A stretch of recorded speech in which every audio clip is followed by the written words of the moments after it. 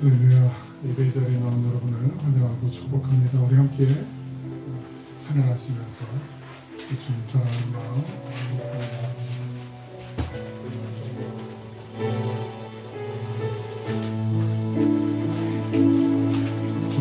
처음으로 갈 때 힘들에서 걸을 때 그때가 하나님의 때 안 될 때, 빈손으로 걸을 때, 내가 고백해 여호와 이래. 한 번 더 고백하실까요? 날이 저물어 갈 때, 힘들어서 걸을 때, 그때가 하나님의 때. 힘으로 안 될 때, 빈손으로 걸을 때, 내가 고백해 여호와 이래. 주가 일하시네, 주가 일하시네, 주께 아끼지 않는 자에게 주가 일하시네, 주가 일하시네, 신뢰하며 걷는 자에게. 우리 모인 이곳에 주님 함께 계시네, 누리네 아버지네. 작은 떡과 물고기 내 모든 걸 드릴 때 모두 고백해 여호와 이래. 주님이 일하십니다. 주가 일하시네, 주가 일하시네, 주께 아끼지 않는 자에게 주가 일하시네, 주가 일하시네, 신뢰하며 걷는 자에게 주가 일하네, 주가 일하시네, 주가 일하시네, 주께 아끼지 않는 자에게 주가 일하시네, 주가 일하시네, 신뢰하며 걷는 자에게 너희는 가만히 있어, 너희는 가만히 있어. 주가 하나님 되갈지어다, 열방과 세계 가운데 주가 높이는 아들이라. 하나님은 우리의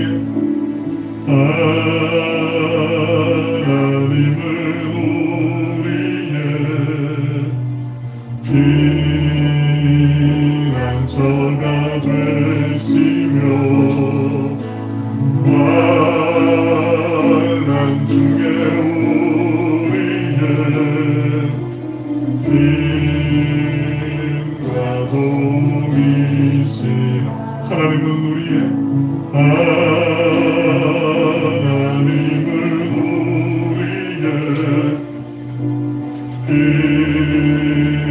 피난처가 되시며 환난 중에 우리의 힘과 도움이시라.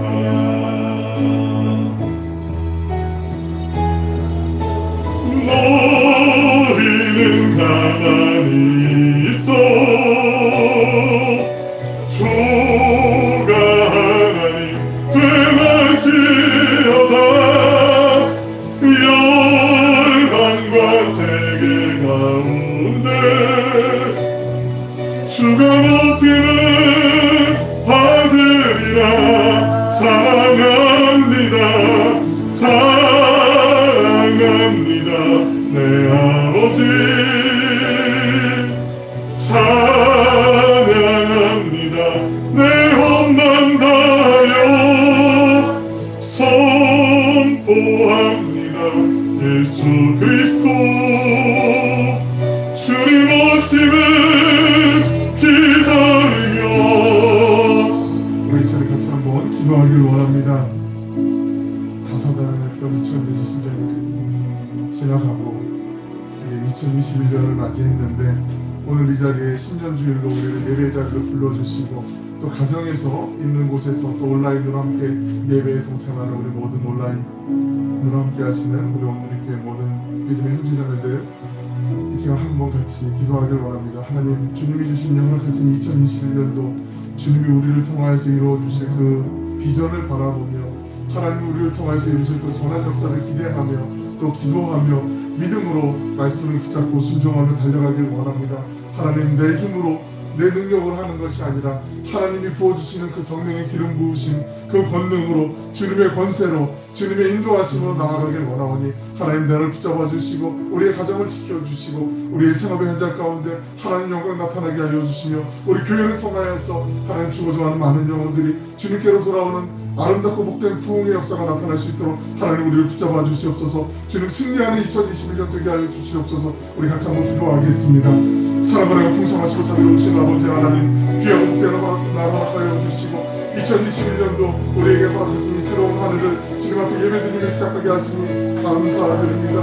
하나님, 우리의 삶의 자리가 너무나도 넉넉하지 않고 여러 가지 염려와 근심이 떠날 날이 없는 상황이지만, 그럼에도 불구하고 하나님 여전히 살아계시고 온 우주 만물을 말씀으로 창조하신 그 하나님께서 우리의 아버지가 되어주시며 우리를 선한 능력 가운데 인도하여 주시고 믿습니다. 신실하신 하나님, 어제나 오늘이나 영원토록 변함없이 그 하나님의 사랑이 우리 곁에 있음을 우리가 알고 있습니다. 하나님, 믿음대로 우리의 삶의 모든 앞길이 열리는 줄로 믿사오니 믿음으로 순종하는 가운데 하나님의 역사하신 아름답고 선한 일들을 바라보며 기쁨 가운데 감사하고 주님을 찬양하는 믿음의 귀한 간증자들이 되게 하여 주시고, 우리의 고백이 날마다 날마다 삶의 자리에서 향기로운 산채물로 하나님이 연락하신 만한 산채사가 될 수 있도록 아버지 인도하여 주시고 역사하여 주실 줄로 믿습니다. 이 시간 함께 모여서 또 온라인으로 예배드리는 우리 모든 믿음의 형제자매들을 기억하여 주시고, 우리의 마음과 정성을 다하여 주님 예배드릴 때 하나님 홀로 영광 받으시고 주님의 영광 가운데 온전히 충만한 시간 되게 하여 주시옵소서.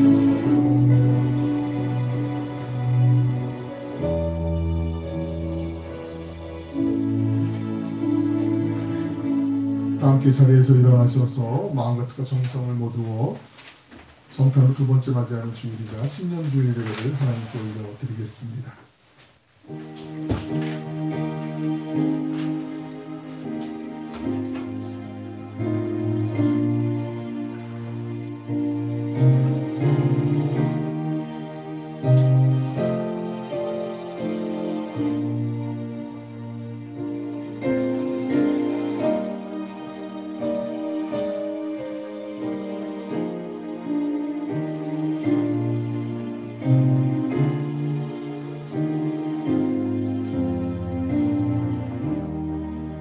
너희는 유혹의 욕심을 따라 썩어져가는 구습을 따르는 옛사람을 벗어버리고 오직 너희의 심령이 새롭게 되어 하나님을 따라 의와 진리와 거룩함으로 지으심을 받은 새 사람을 입으라.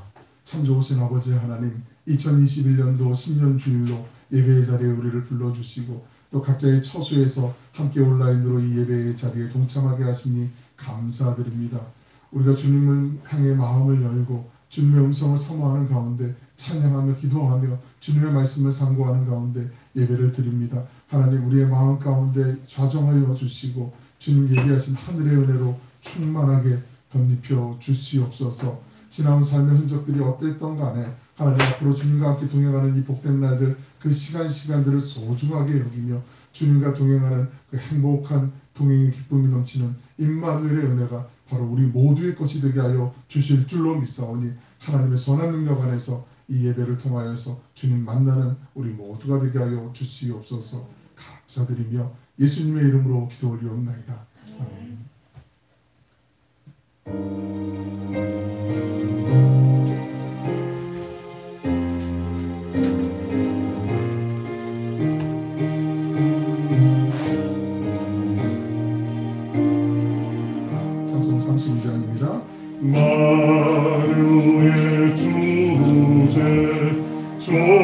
존귀하신 예수 사람이 되신 하나님 나 사모하여 영원히 섬길 내 영광 되신 주로다 화려한 동산 무성한 저수목 아름답고 묘하라 순전한 예수 더 아름다워 봄 같은 기쁨 주시네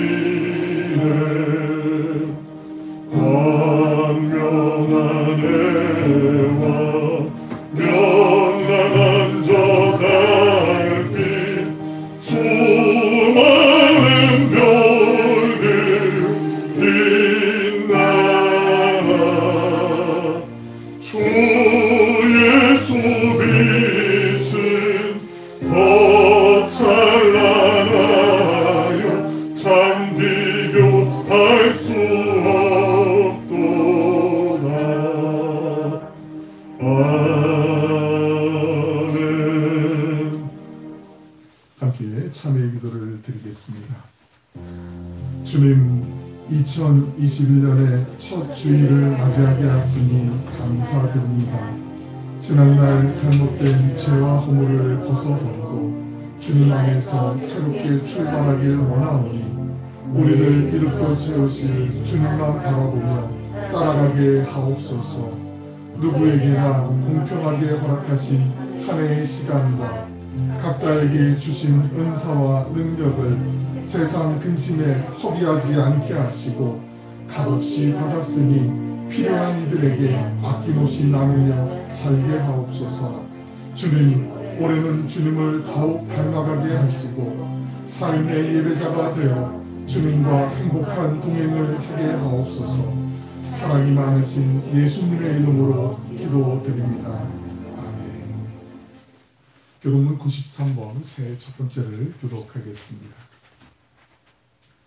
주께서 옛적에 땅의 기초를 놓으셨사오며 하늘도 주의 손으로 지으신 바니이다. 천지는 없어지려니와 주는 영존하시고 그것들은 다 옷같이 낡으리니 의복같이 바꾸시면 바뀌려니와 주는 한결같으시고 주의 연대는 무궁하리이다. 너희는 이전 일을 기억하지 말며 옛날 일을 생각하지 말라. 보라, 내가 새 일을 행하리니 이제 나타낼 것이라. 너희는 유혹의 욕심을 따라 썩어져가는 구습을 따르는 옛사람을 벗어버리고 오직 너희의 심령이 새롭게 되어 하나님을 따라 의와 진리와 거룩함으로 지으심을 받은 새 사람을 입으라.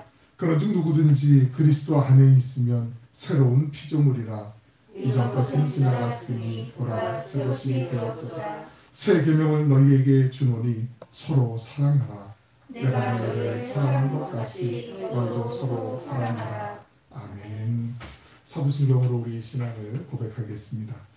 나는 전능하신 아버지 하나님 천지의 창조주를 믿습니다. 나는 그의 유일하신 아들 우리 주 예수 그리스도를 믿습니다. 그는 성령으로 잉태되어 동정녀 마리아에게서 나시고 본디오 빌라도에게 고난을 받아 십자가에 못 박혀 죽으시고 장사된 지 사흘 만에 죽은 자 가운데서 다시 살아나셨으며 하늘에 오르시어 전능하신 아버지 하나님 우편에 앉아 계시다가 거기로부터 살아있는 자와 죽은 자를 심판하러 오십니다. 나는 성령을 믿으며 거룩한 공교회와 성도의 교제와 죄를 용서받는 것과 몸의 부활과 영생을 믿습니다. 아멘.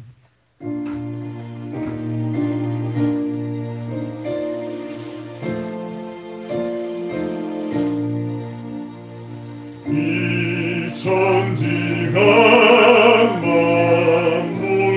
만물들아 복 주시는 주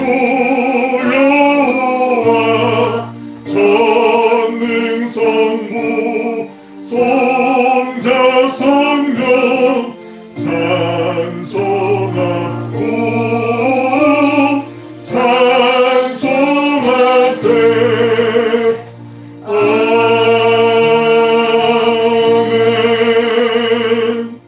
모두 자리에 앉으시겠습니다. 이 시간 예배를 위해 박예림성도께서 기도하겠습니다. 하나님 아버지 감사합니다. 2020년 한 해에도 주님의 은혜 가운데 살다가 새해가 밝고 첫 주 주일에 주님 전에 나와서 예배 드릴 수 있게 해주시니 감사합니다. 전 세계가 코로나 때문에 여러 가지로 제한을 받고 있는 현실 앞에서 교회도 제한을 받아 당연히 드려야 할 예배까지도 마음대로 드리지 못하게 되는 실정까지 왔습니다. 이럴수록 교회가 교회되게 하시고 예배가 예배 되어져서 정말 분부럽고 어지러운 이 세상에 예수 그리스도만이 이 땅의 참 구원자이심을 드러내 주시고 예수 그리스도만 믿는 것이 구원의 길이요 산 소망이라는 것을 모든 열방 영혼들에게 깨닫게 하시고 믿게 하옵소서.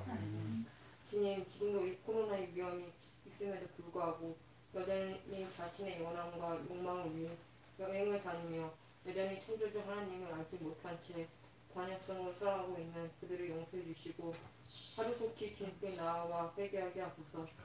그리고 주님께서 승천하시기 전 내가 곧 이 땅에 다시 오겠다고 하셨습니다.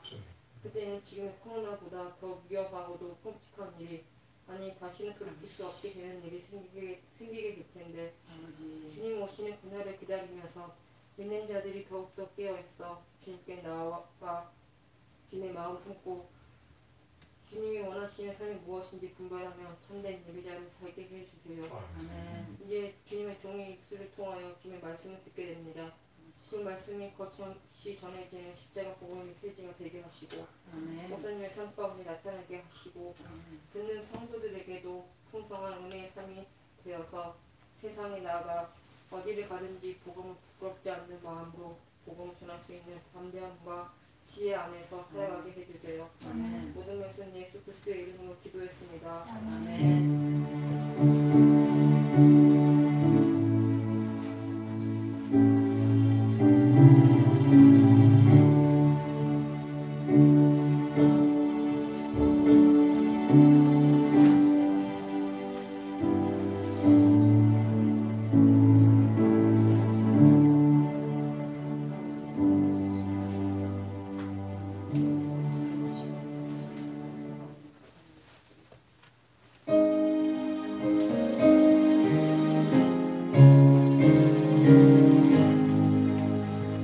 시온의 영광이 빛나는 아침 어둡던 이 땅이 밝아오네.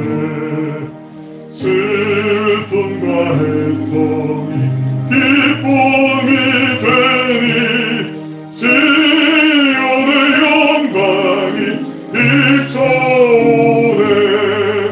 시온의 영광이 빛나는 아침 매였던 종들이 돌아오네.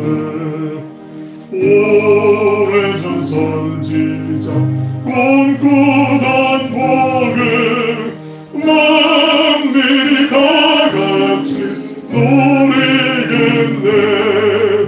보아라 광야에 밭초가 피고 말랐던 시냇물을 넣으네. 이 산과 저 산이 마주쳐 울려 주의 손톱을 찬송하네. 땅들아 바다야 많은 섬들아 찬양을 주님께 드리어라. 싸움과 죄악이 가득한 땅에 찬송이 하늘에 사무치네.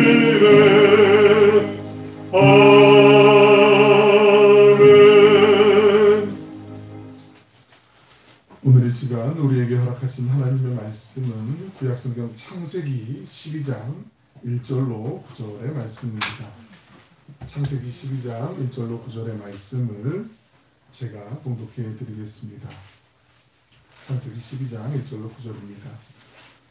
여호와께서 아브라함에게 이르시되 너는 너의 고향과 친척과 아버지의 집을 떠나 내가 내게 보여줄 땅으로 가라.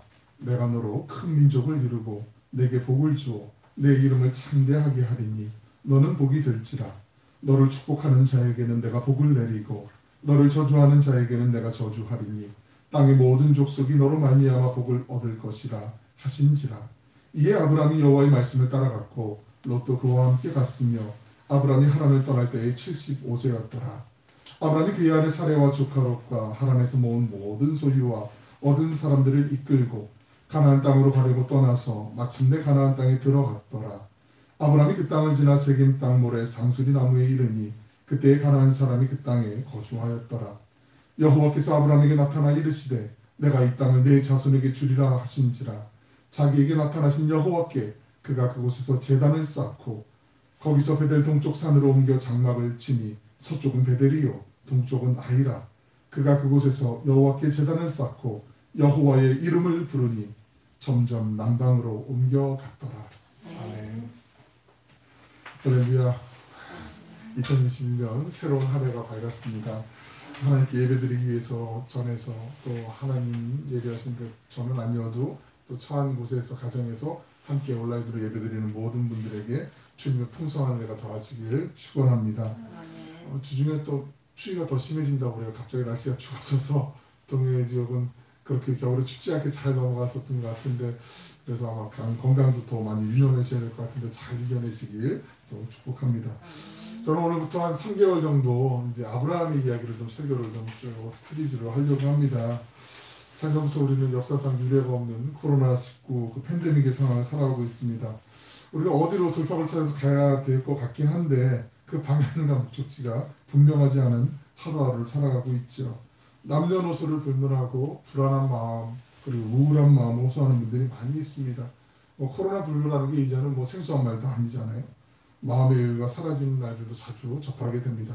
어쩌면 바로 이 순간이 하나님께서 내가 내게 보여줄 땅으로 가라고 말씀하신 그 하나님의 명령을 순종하고 그 방향도 목적지도 불분명하지만 믿음으로 순례의 걸음을 나아갔던 아브라함을 살펴보고 그 아브라함을 통해서 우리를 향하신 그 하나님의 선하신 인도하심을 붙잡을 때라고 여겨졌습니다.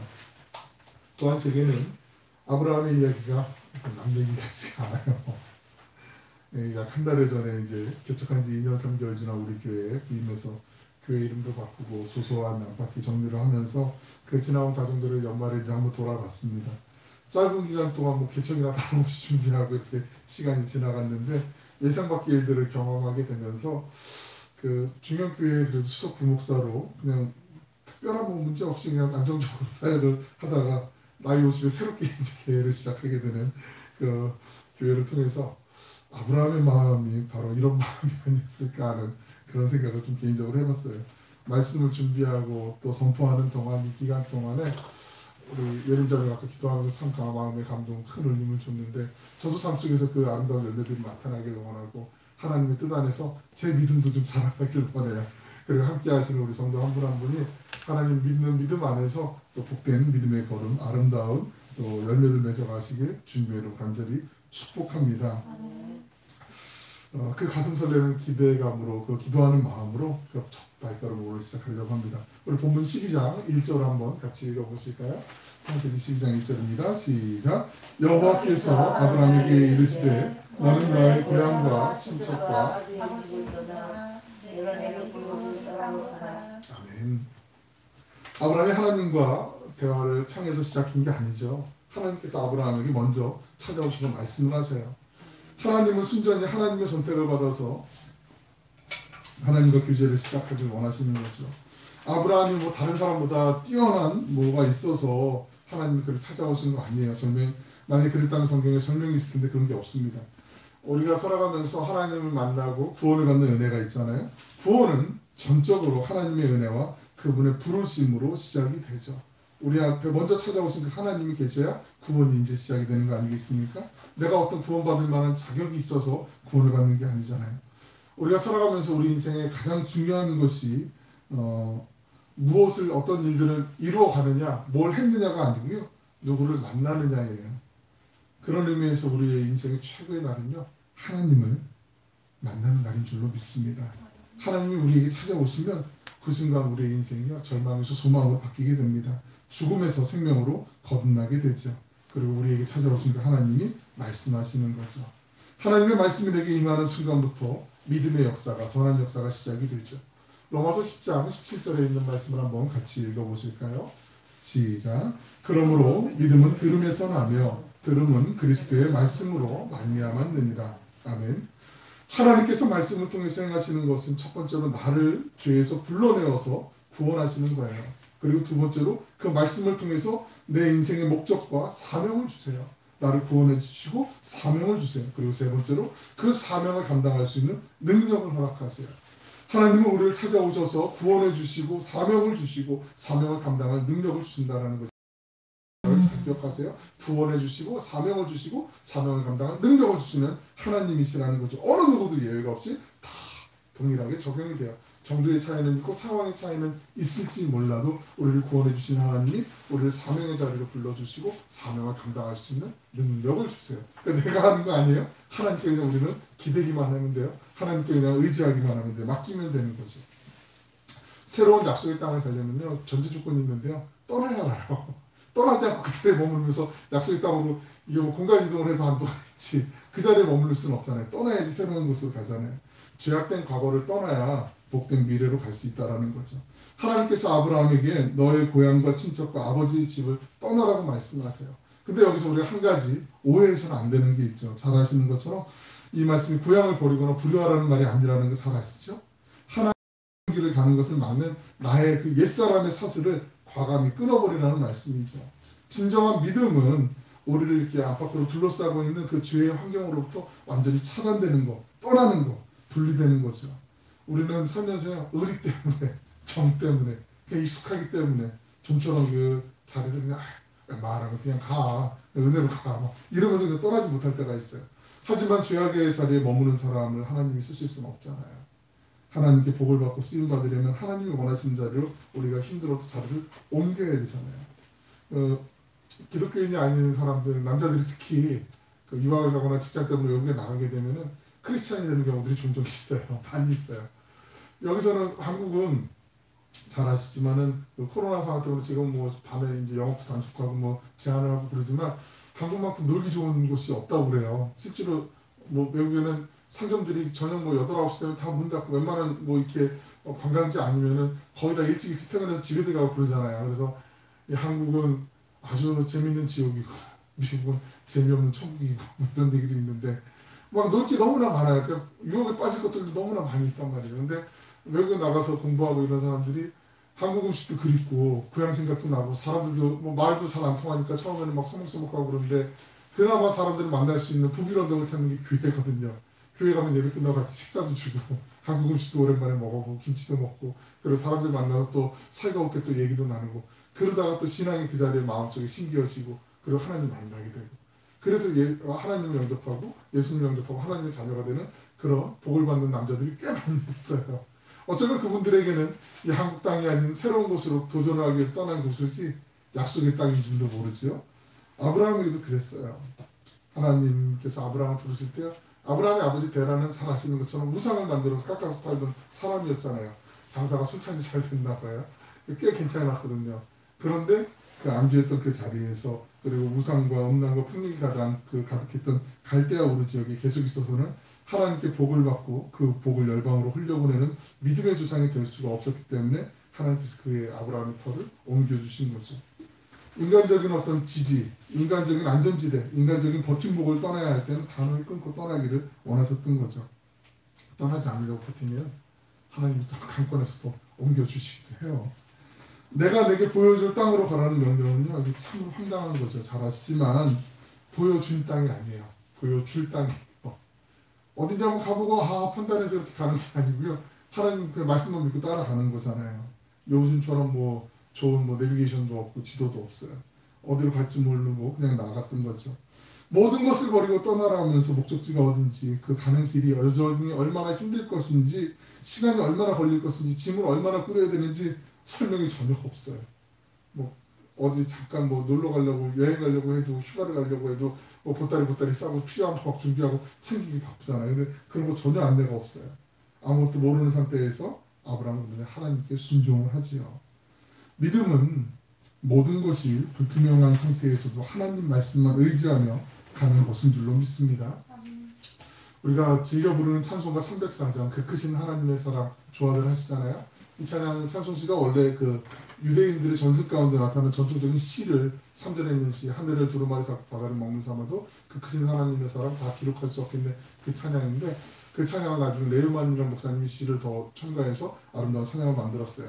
그런데 1970년대 우리나라에 바로 이 한국계 미국인인 킴 윅스라는 저 여성 성악가가 우리나라에 소개하면서 우리나라 신앙인들이 더 많이 좋아하게 되는 그 찬양이 되었죠. 저 킴 윅스라는 분은요 6.25 한국전쟁 때 두 눈을 잃고 고아원에서 자라던 중 미국의 아주 독실한 기독교인 가정에 입양이 되게 됩니다. 그리고 훌륭한 성악가로 성장을 해서 빌리 그레이엄 목사님 잘하시잖아요. 한국에도 몇 번 오셨는데 그 선교팀에서 간증과 찬양 사역을 맡게 되었어요. 한국의 집회에서도 이분이 이제 그 크신 하나님의 사랑 그 찬양을 부르면서 우리나라 신앙인들이 좋아하는 찬양 가운데 하나가 되었는데요. 그 킴 윅스는 간증을 통해서 믿음의 삶이 무엇인지를 우리에게 다음과 같이 고백합니다. 믿음의 삶이 무엇인지 한 번만 PPT를 넘겨줄까요? 나를 도와주기 위해서 내 손을 잡고 인도해주는 사람은 나에게 저 100m 전방에 무엇이 있다고 알려주지 않습니다. 그 사람은 그저 내 발 앞에 계단이 있다고만 알려줍니다. 그러면 나는 그 사람의 말을 듣고 계단을 오르기 위하여 발을 높이 들기만 하면 됩니다.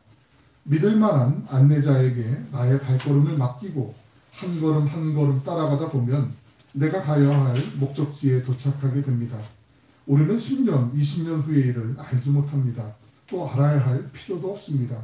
그저 진실하신 인도자 예수님께 우리의 걸음을 맡기고 한 걸음 한 걸음 따라가다 보면 우리를 위해 예비해 주신 저 영원한 하늘나라에 무사히 도착하게 될 것입니다. 얼마나 귀한 간증인지 모르겠어요. 간증은 우리 같이 나눈 김에 1978년 미국의 테네시주 멤피스에서 열린 빌리 그레이엄 목사님 집회가 있어요. 제가 영상을 좀 유튜브 여기저기 찾아보다가 여기 간증까지 하기 시간 좀 많은 것 같아서 잠깐 인사하고 찬양하는 걸 한번 같이 보도록 하겠습니다.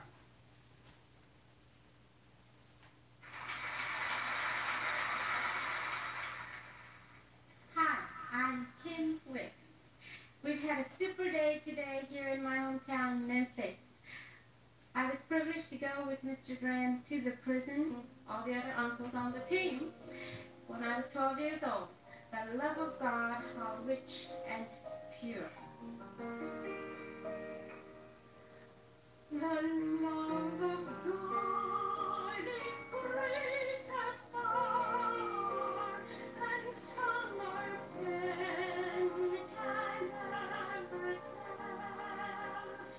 It goes beyond the highest star and reaches to the lowest hell. The guilty pair gone on with care. God gave His Son to bring His erring child here undefiled, and part of the promise sin. Oh, love of God, how rich and pure, how measureless and strong, it shall forever fall and you. The saints and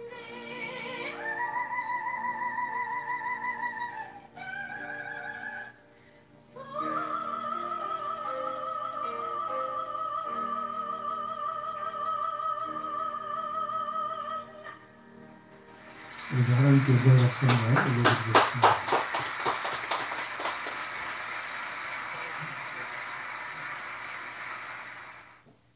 요즘은 참 좋아진 것 같아요. 1978년도 그 오래된 영상을 이렇게 복원해서 유튜브에서도 또 볼 수 있고 8살 때 제가 8살 때 참 대단한 도전을 받는 장면인데 사랑하는 여러분 그 보이는 것을 따라가는 것이 믿음이 아니죠. 내가 이성적으로 이해되는 것을 쫓아가는 것도 믿음이 될 수는 없어요.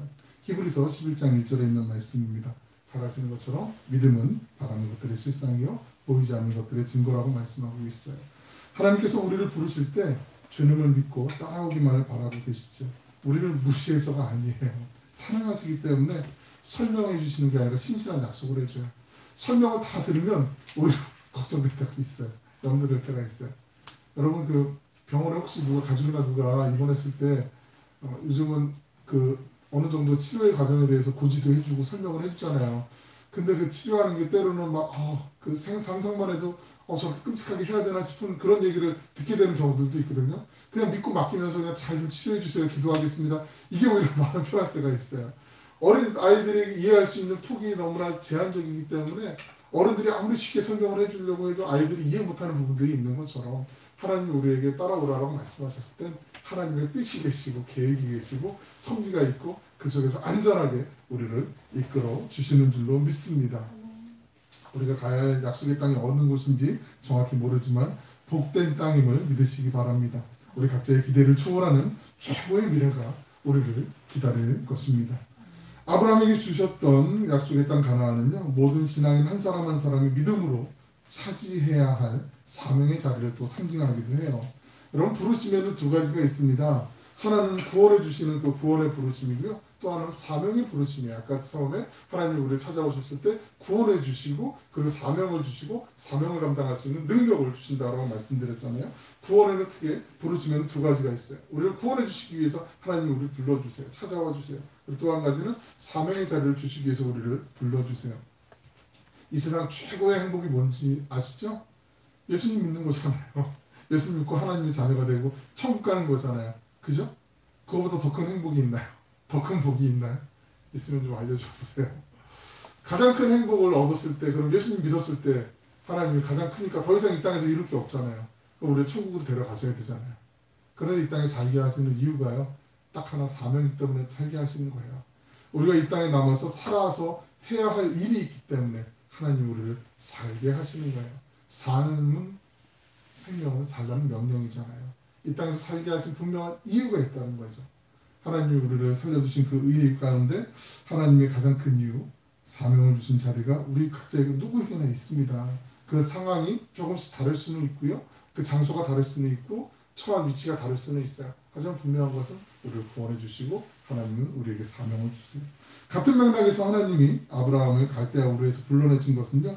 그를 죄에서 구원해내기 위해서 부르셨어요. 그리고 그것만이 아니라 구원받은 아브라함을 통해서 하나님이 하실 일이 있으셨어요. 하나님은 아브라함을 쓰시기 위해서 먼저 복을 주세요. 복은 능력을 의미한다고 볼 수 있어요. 하나님의 일을 아무리 선한 일을 하려고 해도 능력이 없으면 안 되기 때문에 복을 주시는 거예요. 그럼 하나님은 어떤 복을 아브라함을 위해서 예배해 놓았을까? 먼저 우리가 기억할 사실은요. 복을 주시는 주체가 하나님이에요. 내가 아니라는 거죠. 우리 함께 2절 한번 읽어보실까요? 2절 말씀입니다. 시작. 내가 너로 큰 민족을 이루고 내가 내게 복을 주어 내 이름을 창대하게 하리니 너는 복이 될지라. 이 히브리 원문에 보면요. 내가 너로 큰 민족을 이루고 내가 내게 복을 주어 내가 내 이름을 창대하게 하리니 너는 복이 될지라. 내가라는 단어가 계속 많이 등장을 하게 돼요. 하나님이 주시는 첫 번째 복은 사람의 복이에요. 너로 큰 민족을 이루고 이 큰 민족이라는 게요. 단순히 숫자가 많은 그 민족을 얘기하는 게 아니고요. 질적인 탁월함도 얘기해요. 아무리 인구수가 많아도요. 거기 지략이 넘쳐나고 뛰어난 사람들이 많이 모여있는 그 소수 집단하고는 게임이 안 될 때가 있거든요. 유대민족이 지금 그렇잖아요. 인구는 얼마 안 돼요. 되게 작아요. 하지만 어느 나라와 견주어도 당당하게 큰 목소리를 낼 수 있는 민족이 되잖아요. 아브라함의 자손들이 뛰어난 민족이 될 것이라는 약속의 말씀이죠. 경제적이고 정신적이고 영적인 문화적 모든 분야에서 뛰어남을 발휘할 것이라는 거죠. 또한 뛰어난 사람들이 주위에 많이 모여들게 된다는 뜻이기도 해요. 저는 바라기는 우리와 우리 자손들을 통해서 이런 복이 반드시 임하게 되길 축원합니다. 하나님이 주시는 두 번째 복이 있어요. 이름을 창대하게 해주시는 거예요. 창대하게 해주는 것. 여러분 나쁜 일로도 유명해질 수 있잖아요. 9시 뉴스에도 나올 수 있잖아요. 그런데 그건 아니고 이름이 창대하게 된다는 건 위대한 일을 이루고 위대한 인생을 삶으로써 유명해진다라는 거예요. 많은 사람들이 그 사람의 이름만 들으면 아무 게 맞아 인정. 저 사람 끄덕이면서 고개 끄덕이면서 칭송하고 저 사람 존경하게 된다는 거죠. 각계각층의 여러 분야에서 두각을 나타내는 것은 다 복을 받아서 그 이름이 창대하게 되는 거죠. 자손 대대로 존경을 받는 우리 모두의 가정이 되시길 축원합니다. 아멘 작아지시는 거 보니까 반드시 그래야 돼요. 뭐 꼭 잘 살아야만 되냐 그게 복이냐 그게 복의 전부는 아니지만 능력이 있으면 더 많은 지경으로 하나님의 전한 일에 우리가 쓰임받을 수 있잖아요. 이걸 굳이 거부할 필요는 없잖아요. 내가 감당할 수 있을 만큼 하나님 주세요. 내가 욕심내도 하나님 그 능력이 안 되면 안 주세요. 그러니까 그건 너무 미리 염려하지 마시고 하나님 은혜 안에서 순전하게 주님이 주실 것을 기대하기만 하면 돼요. 세 번째 복은요. 하나님이 보호해 주신다는 거죠. 사람의 복을 첫 번째로 약속해 주셨고 이름을 창대하게 해주시는 복을 약속해 주셨고 세 번째는 보호해 주신다는 복을 말씀하셨어요. 우리 3절 한번 같이 읽어보실까요? 3절 말씀입니다. 시작. 너를 축복하는 자에게는 내가 복을 내리고 너를 저주하는 자에게는 내가 저주하리니 땅의 모든 족속이 너로 말미암아 복을 얻을 것이라 하신지라. 이 말씀은요. 하나님과 아브라함이 한 몸 같이 절친한 사이가 되었다는 것을 말씀하세요.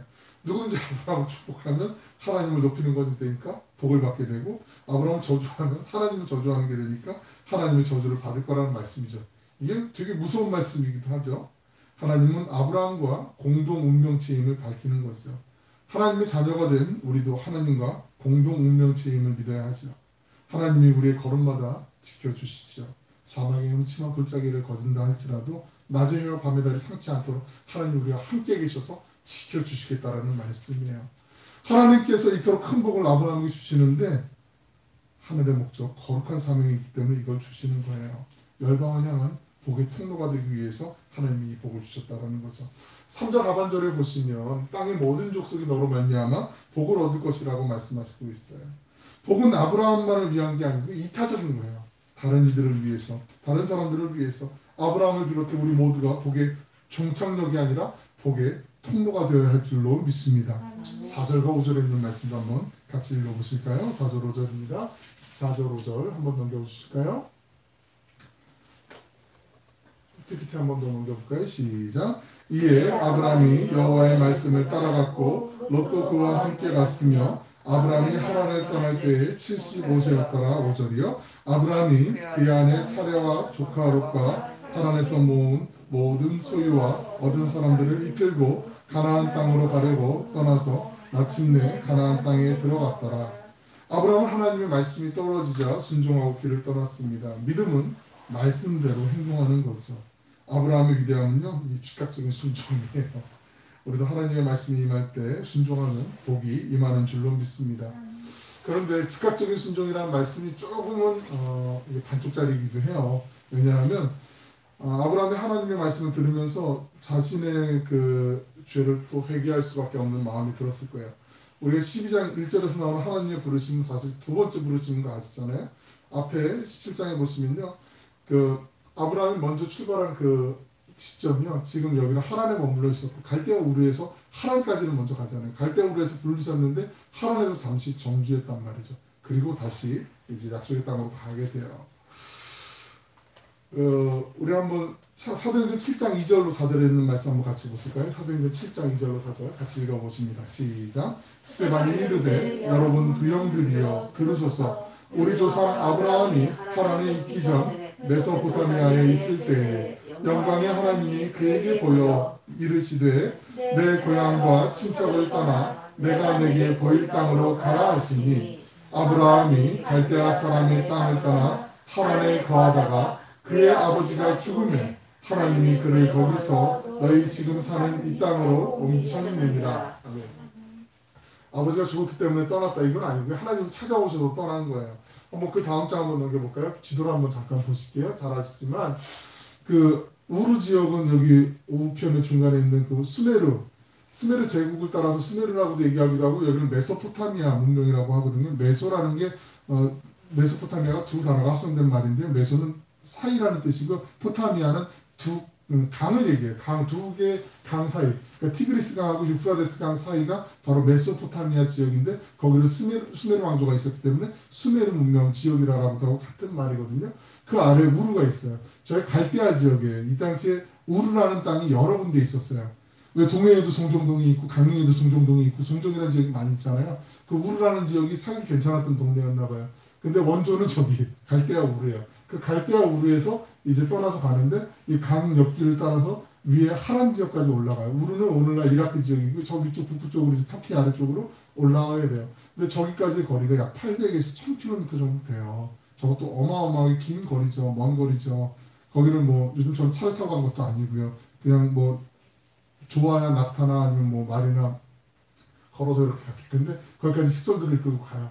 근데 이 하란 지역이요 우루하고 상당히 비슷했대요. 그리고 강의 하구 쪽에 퇴적토가 많이 있어서 농사짓기에도 좋고 그래서 이 땅은 먹고 살기에 비옥한 도시였고 그리고 아브라함의 아버지 데라가 우상 깎아서 만드는 장사였잖아요. 사람들이 막 없어서 못 판 정도로 막 불티나게 잘 장사됐든 그래서 정말 먹고 살기 괜찮은 지역이에요. 그래서 아마 아브라함이 그랬을 거예요. 여기가 약속의 땅인지 어떻게 알겠어. 우리 한번 여기서 한번 기다려보자. 하나님 영성하고 기다려보자. 이러면서 아마 아브라함을 꼬드게 쓸 수도 있을지 모르겠어요. 아무튼 여기서 있었어요. 최소 5년에서 한 13년 정도 있다가 다시 하나님 말씀 오는 12장에서 듣고 다시 이제 가나안 땅으로 내려가는데 저 하란에서 세겜 그 아래 땅으로 내려가는 거리가 약 500km 정도 돼요. 꽤나 먼 거리를 이제 이렇게 쭉 내려오게 되죠. 아브라함이 갈대아 우르를 떠나는 것 이게 쉽지 않았거든요. 모든 기득권을 내려놓고 떠난다는 게 내가 망해버리면 나쁘게 얘기해서 극단적으로 망해버리면 떠나기가 편해요. 뭐 여기 있어봐야 더 이상 미련이 없네 그러면서 그냥 나갈 수 있어요. 그런데 여기 정말 내가 잘 되고 있고 여기 내가 그래도 북일 언덕이 있고 그러면 이거 포기하고 나가는 거 쉽지 않거든요. 근데 아브라함의 자세가 바로 그런 모습이었다는 거죠. 그런데 하나님의 임재 앞에 하나님의 영광 앞에 그 모든 것들이 아토가 된 거예요. 내가 아무리 지금 즐기는 것 내가 누리는 것이 아무리 좋다고 하더라도 하나님이 더 그 하나님의 가치가 드러나게 되니까 아 이게 아니구나 깨닫게 되는 거잖아요. 진정한 변화는 내 내면에서부터 하나님의 그 울림을 통해서 나타나게 되는 거잖아요. 아브라함이 그 경험을 하게 된 거죠. 그리고 갈대아 우르를 떠나서 하란을 거쳐서 이제 다시 한번 시작을 하게 돼요. 하란은 물이 있고 가축들에게 꼴을 먹이기 적당한 초원지대였지만 하나님이 여기서 다시 이제 출발하게 하시는 그 하나님의 섭리가 아브라함에게 찾아오시면서 주신다는 거죠. 아브라함에게 두 번을 찾아오신 하나님은요 우리에게도 두 번, 세 번, 네 번 찾아오실 수 있어요. 이게 중요한 포인트예요. 한 번 실패했구나, 아 너는 이제 안 되겠구나, 내가 못 쓰겠구나 하나님 포기하시는 게 아니고 우리가 그 자리에서 떠날 때까지 하나님 우리를 찾아오세요. 그리고 우리를 반드시 복된 길로 인도해 주세요. 우리는 포기할 때가 많지만 하나님은 결코 포기하지 않으세요. 하나님의 택한 백성들은 하나님이 반드시 바른 길로, 옳은 길로, 복된 길로 인도해 주실 줄로 믿습니다. 아브라함을 통해서 우리가 배워야 되는, 새겨야 되는 귀한 말씀이에요. 우리도 이런 은혜가 올 한해 이 말씀을 나누는 가운데 풍성하게 누려지시길 축원합니다.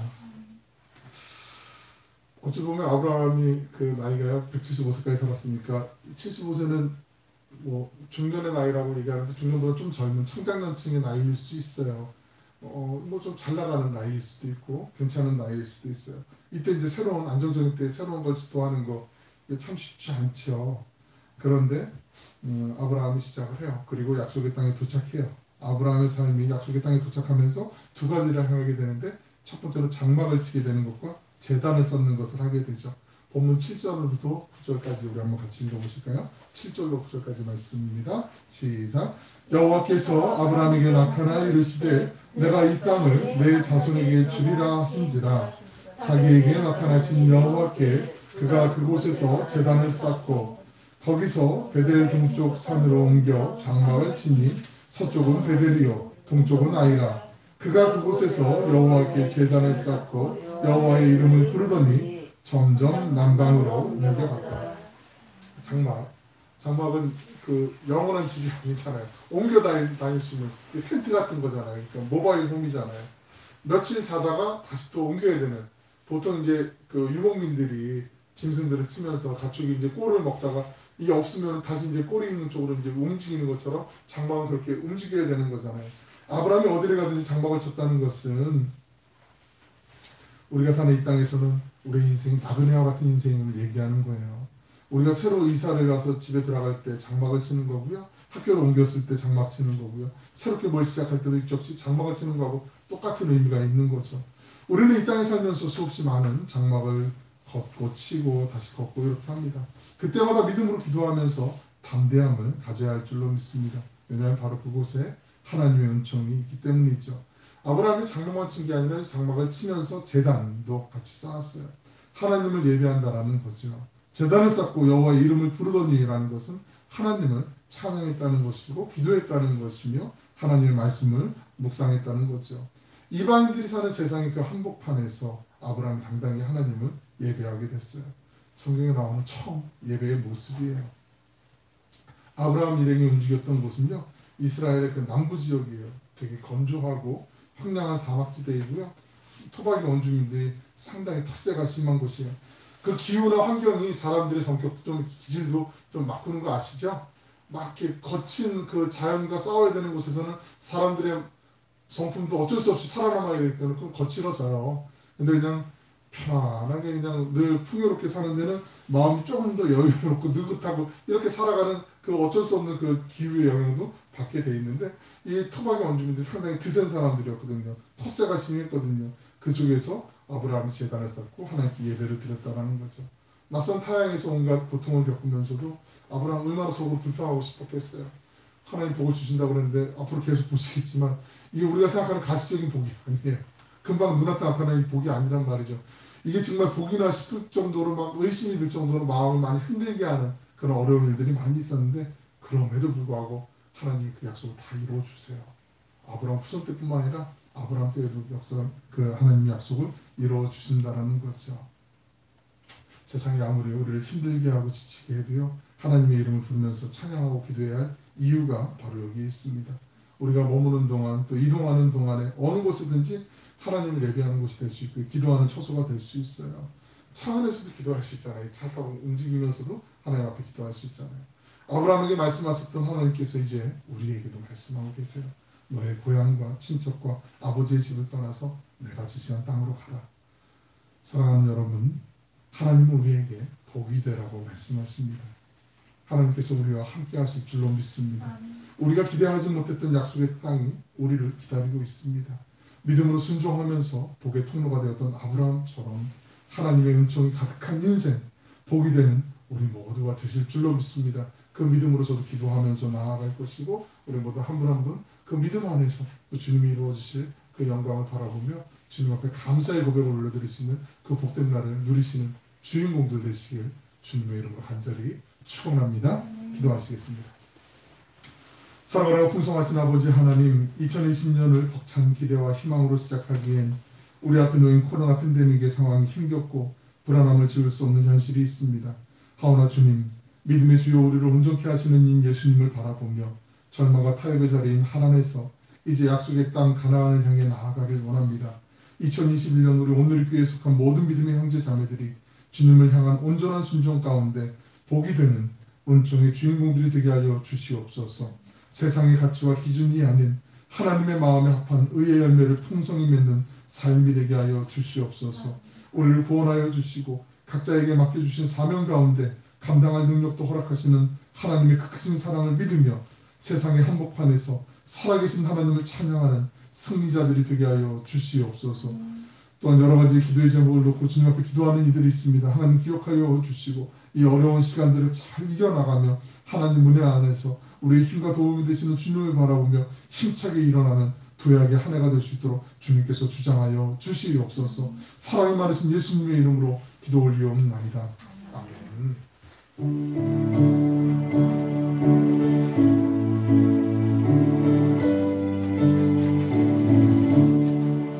복의 근원 강림하사 찬송하게 하소서. 한량없이 자비하시 증명할 길 없도다. 천사들의 찬송가를 내게 가르치소서. 구속하시 주신 그 사랑을 항상 찬송합니다. 주의 크신 도움받아 이때까지 왔으니 이와 같이 천국에도 이르기를 바라네. 하나님의 품을 떠나 죄에 빠진 우리를 예수 구원하시려고 보혈 흘려 주셨네. 주의 귀한 은혜 받고 일생 빚진 자되네. 주의 은혜 사슬 회사 나를 주께 매소서. 우리 마음은 연약하여 범죄하기 쉬우니 하나님이 받으시고 천국인을 지소서. 아멘. 교회 소식을 알려드립니다. 예배 자리에 나온 여러분 모두를 환영하고 축복합니다. 특별히 온라인으로 함께 예배드리는 분들 더욱더 강건하시길 축복합니다. 성탄은 두 번째 주일이죠. 오늘 신년주일이죠. 또 수요일 1월 6일은 주현절입니다. 빛으로 오신 예수님을 기대하며 고대하며 또 기리는 절기이기도 하고요. 참고적으로 우리 교회가 동방교회하고 서방교회로 이렇게 크게 나누거든요. 물론 개신교회하고 로마 캐톨릭으로 나누기도 하지만 동방교회는 그리스 러시아 정교회, 가끔 이제 약간 도우명식에 비해 이제 사각형 모양의 십자가 정당처럼 되어 있는 그 그리스 로마 러시아 정교회 많이 있는데 그쪽을 동방교회 전통이라고 하는데, 동방교회는 1월 6일 주현절을 성탄절로 이렇게 기리면서 그렇게 축제의 날을 벌이기도 해요. 그래서 나중에 한번 가끔 해외 토픽 같은데 또 동방교회 성탄절 나올 때도 한번 그렇구나. 근데 우리는 빛으로 오신 주님, 일어나라 빛을 발하라, 그 이사야서에 있는 말씀을 통해서 우리가 빛으로 오신 예수님을 기대하는 그 절기라는 것도 참고로 알아주시면 좋겠고요.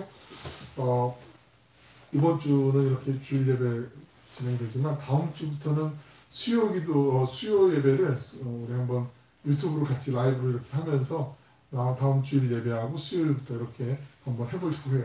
지난주에 유튜브 처음에 영상을 시작하는데 뭐 휴대전화 갖고 막 하다 보니까 이게 막 에러도 많고 또 화면도 이게 초점도 안 맞고 막 그러는데, 그래서 책을 한 2권 주문했어요. 저도 좀 공부하면서 좀 해보려고.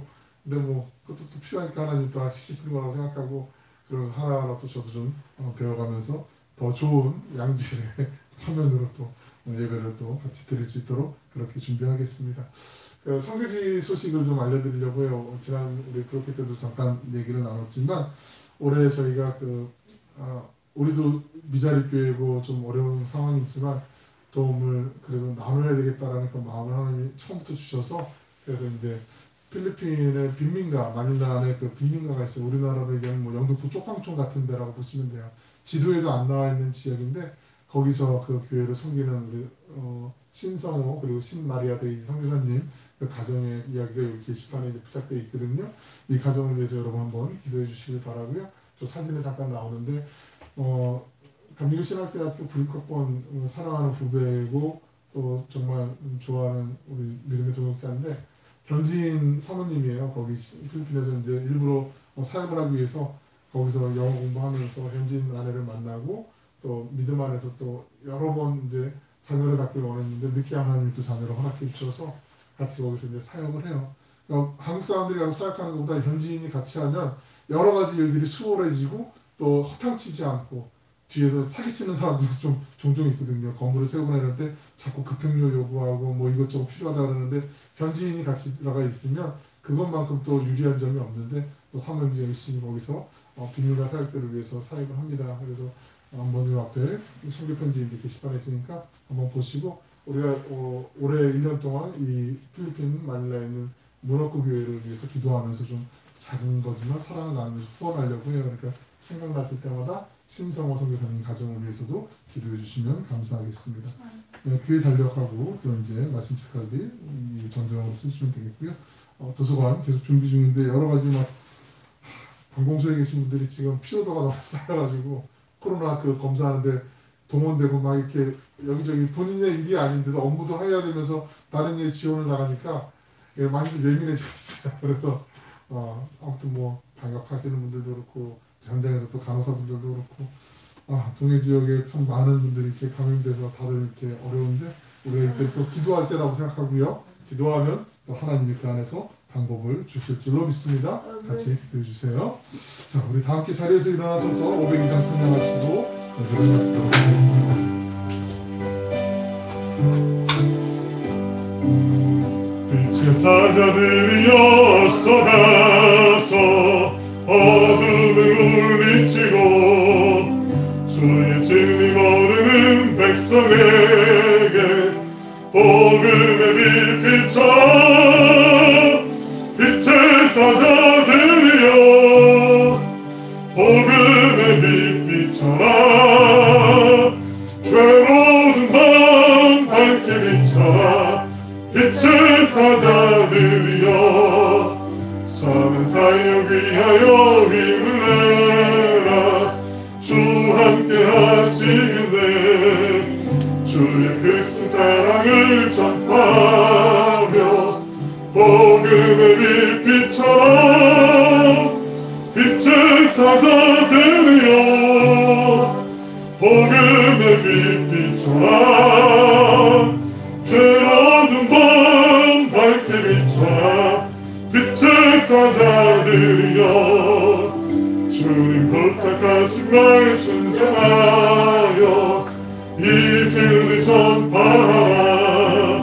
산을 넘고 물 건너 힘을 다해 복음의 빛 비춰. 빛의 사자들이여 복음의 빛 비춰라. 죄로운 밤 밝게 비춰라. 빛의 사자들이여 동서남북 어디나 땅끝까지 주님만 의지하고 눈 어두워 못 보는 백성에게 복음의 빛 비춰라. 빛의 사자들이여 복음의 빛 비춰라. 죄로운 밤 밝게 비춰라. 빛의 사자들이여. 사랑하는 풍성하시고 자비로우신 아버지 하나님, 오늘도 우리에게 생명을 주시고 주님을 찬양하며 예배하게 하시니 감사드립니다.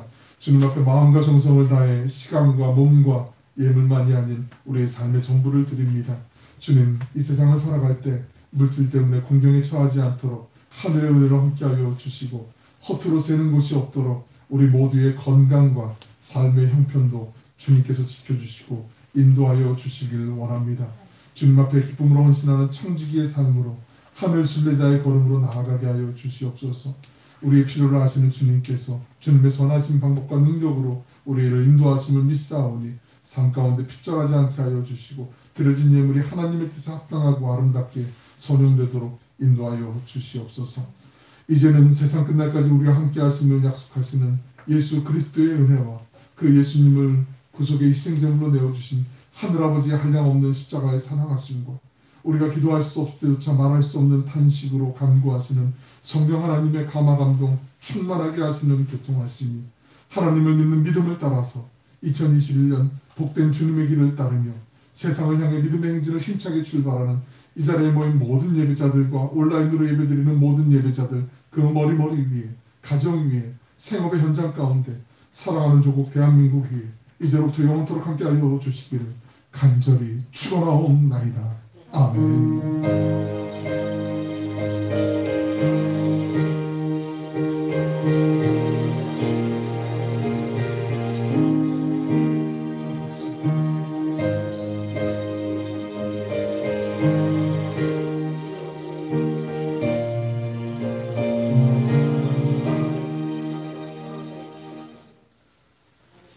예배를 마쳤습니다. 하나님께 영광의 박수 올려드리고 예배를 마치겠습니다. 고맙습니다.